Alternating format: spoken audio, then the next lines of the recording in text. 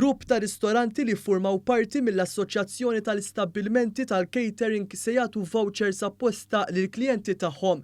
Din l-inizjattiva se taħdem billi l-klijent imur f'dawn ir-ristoranti u hemmhekk meta dan isarraf fil-vouchers tal-Gvern, ir-ristorant jagħti lura vouchers differenti u b'ammont ekwivalenti biex jintefqu fl-istabbiliment tagħhom darb'oħra.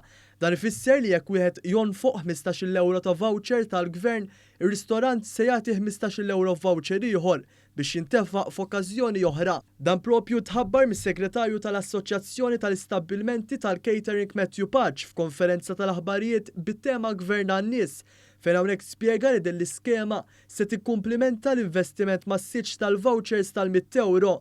Is-Sur Vella qal kif it-tqassim tal-ewwel set ta' vouchers ħallant in-negozji Maltin Wawċin id-doppju tal-investiment.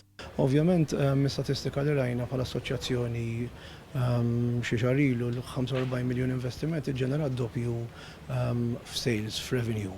Allura ħassina li jekk ħajja naqdu grupp ta' ristoranti u jagħtu added value l dak il-konsumatur li jiddeċidi mur restorant tagħhom dan il-voucher ituħ l-istess ammont voucher lura ġib bħala percentaġġ ta' spend li jintefqu f'dak ir-restorant partikolari. Jiġifieri l-inċentiv fl-aħħar mill-aħħar huwa li jekk is-sena l-oħra ġeneralja id-doppju dis-sena ovvjament intelgħu ċifra percentaġġ ogħla minn hekk. Fl-istess konferenza tal-aħbarijiet kien hemm preżenti wkoll il-Ministru għat-Turiżmu Clayton Bartolo u l-Ministru għall-Ekonomija Silvio Xkembri, fejn tal-aħħar saħaq kif l-ewwel ftit jiem numru kbir ta' nies diġà sarfu l-vouchers u semma wkoll kif għand il-Gvern daħlu reazzjonijiet pożittivi min-naħa tas-sidien tan-negozji brabta mat-tieni round.